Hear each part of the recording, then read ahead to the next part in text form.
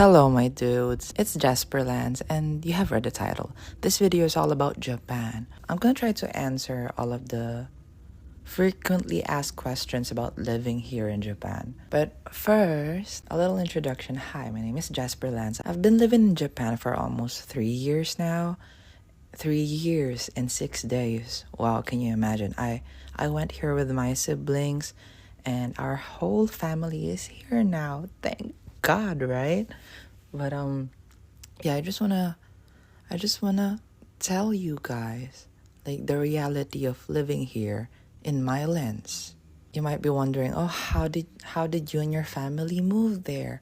Mom's side of the family has Japanese genes, which makes us Japanese descents, or in Nihongo, Nikkei. Yeah, basically we just got blessed and lucky and fortunate enough to be Japanese descent and get to live here in Japan for as long as we want. So my first year of living here, I really didn't understand shit. Like, what are they saying? I only know konnichiwa and I can barely even speak, let alone ask where the toilet is. So I have to figure out my way in each and every establishment that I go to. First year here, I worked at a cargo company where it's like all of the packages are there. That's a pretty hard job, and I only lasted 2 weeks. Can you imagine 2 weeks? Because it's really hard. I mean, look at me. Do you think I could lift like a freaking 15 kilo box? No. And the salary it's not reasonable. So that's why I just, bye girly pop, not me. This is not for my typical beauty. I'm not for cargo, I'm sorry. And then so my second job, it's like flight related. Let's just say like it's related to flight meals. I worked there for, how many months did I work? I think for a year too. So we were cleaning carts, like the used carts in the flights and all that. And then I transferred to food making. And then there's a whole new life in Japanese work life, if you know what I mean. Because they just expect you to like work really, really hard, as if like energy drink is flowing in your veins, if you know what I mean. So yeah, I wasn't like that because I'm still new to the workforce. So I just didn't pressure myself and just did what I had to do at the time. Like, I can't understand Nihongo and any of that shit. So I was like, okay, let's just work and work and work. Of course, there are some foreigners there that are like, they think they're someone already just because they stepped and worked in Japan, living in Japan for years and years, and they thought that they could just prey on the young, on the newcomers or whatever. So basically, no, not for me. That was 2023 when I stopped working there, and also the same year I changed my job, and until now I'm still at the company that I'm working at. It's airport related stuff, like the food stuff, like all that. Nothing too fancy. So that's my like work life here. About my adventures here in Japan, it is so unmatched every time because I have went to Shinjuku, Harajuku, Shibuya, and all those other places in Tokyo, which is so surreal because I only see them like on YouTube whenever it's like, oh, what it's like to like live in Japan, because I used to study Nihongo when I was still in the Philippines for like the entry level stuff. To be honest with you, I only learned the writing system. Those are the ones that I taught myself. So yeah, like my Japan adventures, more to come on this channel, so make sure you subscribe. But like as years go by, maybe when I was like my second year and a half living here, I can speak a little Japanese, but now I can converse now. I am pretty proud of myself and how far I've come in my Japanese language journey, but still not enough for me. I still wanna aim for a higher knowledge in the the Japanese language, because once you know and master all that Japanese language shit, you are unstoppable here. Let me tell you that. Also, if you have any questions regarding Japan, comment down below because I'm gonna answer it in the next video. Like I said, if you like know and master their language, you are unstoppable, especially when you speak English too. Girly pop. You are one of the main shit here, in my opinion, because there are a lot of job opportunities that like high paying jobs, to be honest with you. Like you can buy an iPhone in your 1 week salary. And those high paying jobs, okay? Mine is like average. I'm aiming not about the money, but knowing myself, I like to learn a lot of things, and that what satisfies me. Japanese dating style or voice. Grandma, if you're watching, mom, if you're watching, hi, how are you? But I went on multiple dates with Japanese boys here. And what I really liked about them is that they're really polite and they will cover the meal each and every time. And they take you to nice places too. Well, in my experience, okay? One guy took me to like Roppongi. Like that's bougie as fuck. We ate sushi, and those sushi like this small cost fucking, I don't know, 750 yen. And I was like, that's just fish on rice. The fuck? Girl, that's just fish on rice. Let's be honest here. But yeah, you know, they're cool. Yeah, that was like the most, like the fanciest date that I've ever been. And then there's this other one when I was like, when I attended the Eras tour, and then the day after, like a guy approached me. Oh, where have you been? Have you been to the concert? Oh, yeah, yada yada yada. He opened like a conversation because we were like standing side by side, and that rarely happens because Japanese people in general are so shy, and you have to like approach them first before they talk to you, like 95% of the time. So when this cute guy like approaches me, they be like, "Oh, girl, And then after that, we went on a date. He like, I think that's just a walk in the park. I'm not sure how. It's in Yoyogi Park. I remember it's in Yoyogi Park, and we ate like ice cream and hot dogs. It was fall. It was a vibe. Really, it was so romantic for me because it's like I have never done that with someone who's like really who is tall and like pure Japanese looking guy. If you know what I mean? Yeah. Oh wait, that Roppongi guy, multiple dates, but not my type. Of course, we see red flags. He I think he's a fuckboy. But this like Yoyogi Park guy, we just didn't click because maybe because of the language barrier. Yeah. I'm telling you this in non-chronological order because the Roppongi guy, I met him when I can already converse in Japanese, but the Yoyogi Park guy is like, I'm like Zenzen wakaranai. I don't know shit about Japanese.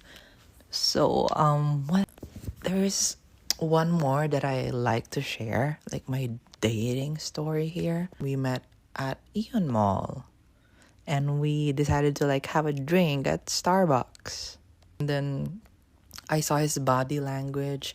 You know, pro tip, when you're on a date, when you're facing like this, if he has his phone up like this and he's in front of you, there's a chance that he might not like you. Or when his like shoes are pointing to the exit, he wants to fucking leave. He doesn't like you. It's just, that's your body language talking, and body language doesn't lie no matter how you lie with your mouth. So take that as you want. What? But yeah, Oh, there's this one guy, like I had a date with him. Salad restaurant ish. But it's like, oh my god, salad? I eat salad, but like a salad specialty restaurant, what are we gonna do with that? I know, like I was born in the year of the sheep, but I don't intend to eat grass tonight. You know what I mean? But girly pop, they have steak, which is like chef's kiss, like really good, and the price is, a little too much. And I offered to pay. Of course, every time you should offer to pay. He insisted that no, this is on me. And we never went on a date again. He still sees my stories, but he doesn't reach out. And I don't reach out, girly pop. I have my pride intact. I cannot lose it. That's on the dating side of things.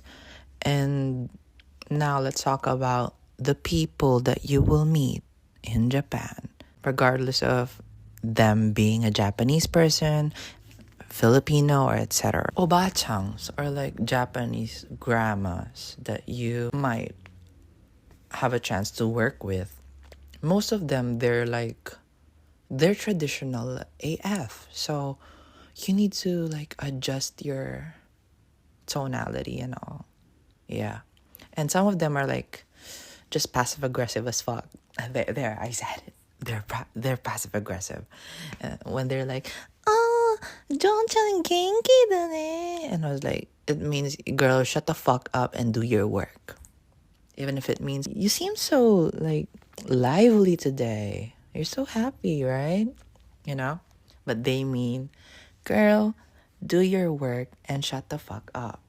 That's what it means. These Filipina veterans, as they call themselves, girl, some of them need to chill. Because it's like, they're gonna act like they own the company or some shit. And be like, girl, we act your wage, Susan. We get paid the same here. Or maybe not, because she came before me, so maybe her salary stacked up a little, but not too much. So you're not even a leader, okay? You are not. And if you're working in Japan, this is how you deal with leaders all the time. There are leaders in your department. I will, like 100% there is. This is the way to deal with them. I have two ways. If you're good to me, or like if you're like terrible to me. If you're terrible to me, I will make sure that you will do your job like to the fullest. What do I mean by that? It means that every responsibility that you should be doing, I will make you do that. It's your responsibility to get me stuff from the refrigerator. I can make you do that, but I won't, because I'm a better person now. I get my own shit. But there are some areas that we cannot enter, so we let them be. As I have said earlier, I am working airport stuff, food stuff. So sometimes there are like additional things. It's called tsuika, or like additional people that got on board last minute. So now we have to make their food type shit. In this company, it is their job to do that. So so the leader that despises me and abuses her power while working with me, I make her do that. Yeah, it was like, girl, come on. I am so busy right here, and you wanna order me to like do different shit. That is your responsibility, so please do it. I cannot be interrupted because this too has time limit. You know what I mean? But when I like the leader, I will do it in a heartbeat. Okay? I will do it in a heartbeat. I respect you, because you respect me. You know what I mean? And I go out my way to be nice to people if they're nice to me. And I'm a bitch to all those who disrespect me. that's just the way my world is. So welcome to my world. Here in Japan, there are a lot of overtime, depending on where you work. Like Japanese people expects you to do overtime and all that.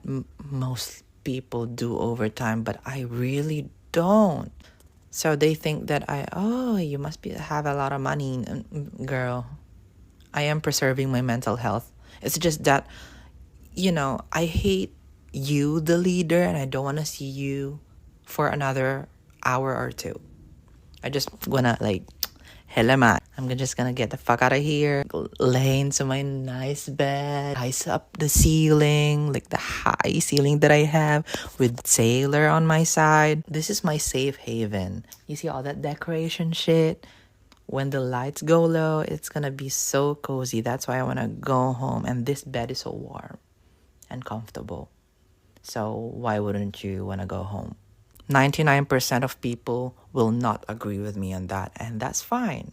It's okay. As long as I agree with myself. But sometimes I do overtime if I feel like it. If the leader that I hate is not there, I will overtime 2 hours. It's fine. Just 2 hours. But when that girl is there, I'm just 15 minutes feels like 15 hours when you're here. Let's just be honest here. Ooh, let's talk about work crushes. So there's this guy from the dispatch. 1, 2, 3. No, that's not my crush anymore, but let's make it 3. Oh, there are new guys there. So 4 guys in the dispatch area and in the kitchen area. 3. There's 3. And in our department, none, bitch. Because mostly are girls, but there are some men. But the men in there... Ooh, there's another department, the warehouse department. So I have 3 crushes there too in the warehouse department. And each Boning Cairo, the year-end party, my crush from dispatch department, I take pictures with him every year. Every year at the Bonenkai or the year-end party, and print it in Polaroids and send it to him. You know what I mean? And with my friends also, not just boys. Girl, I'm not a girl. Men, the fuck. I only use them for entertainment. I'm kidding. Boys, no. In my department, though, there are a lot of pretty girls. Let me tell you that. Peak Japanism or whatever. That's not a word, but let's make it one. There are a lot of pretty girls in my department. One is married, though, but one is not. So she's pretty. If I am straight, I would hit on her, but I'm not. So we're sisters. I don't want to talk about monetary shit here if that's what you're here for. No. Do I love my work? Not necessarily love, but it keeps my light on. So that's that. I get to go to the Eras tour because of that work. So I'm not complaining, you know what I mean? And I bought this iPhone because of that work. These headphones. I get to have this apartment because of that work. So I'm not really complaining whether I like it or not. I'm just thankful that I have it. You know what I mean? And I really think that we're all living someone's dream life. That's just I just thought about that quote when I was laying in bed. I was that's a beautiful one. I need to say it somewhere. You know what I mean? And I just said it now. Let's get technical here about my Japanese language journey. I am gonna take the JLPT N3 on July. Actually, and I was so anxious because there's this TikTok content that says, a woman predicts that the mega quake will occur in Japan in July. And I was girl, my test is in July. But I just know that God is strong, bigger than all those mega quakes, bitch. I believe that. And technically, no one can really predict what will happen. Like, earthquakes cannot be predicted. And, girl, this bitch ain't gonna die anytime soon. I tell you that. I still have to like make a lot of impact in the world. That's my purpose. Thank you. The Japan life in general is not always happy, just like any life, but hey, come on. I tell myself, come on, wake up. You're in Japan. And I think about the things that I take for granted every day because that's someone else's dream back in my home country. Like the people in my country, they really want to go here, and I am here. So I should feel grateful. I should feel blessed with what I have and not complain. I don't get to complain. Do you get to complain? I don't get to complain. This apartment, I don't get to complain. That's just my life now. You don't get to complain. I tell that to myself whenever like, oh, I'm so tired. What a privilege to be tired from work. God, I'm so sad. What a privilege to be sad in Japan. Now I just tell that to myself and I was like, bitch, get yourself together. It's not that deep. When you realize that it's not that deep, your life will become much easier. Yeah. I can be a guru. Let me know if you want like some advice session because I really want to do those kind of videos, but I'm afraid to do it because I don't want to give, I already give unsolicited advice, but make it to a long form content that's just obnoxious. So let me know. Yeah, let me know. Yeah, it's been nice to have like a sit down video for once. I miss this. It's so chill. Like really, it's so chill. I hope you enjoyed this talkity talk. I still don't know what to call it, but let's make this a series if you want. Thanks for watching, and I'll see you guys on my next one. Bye.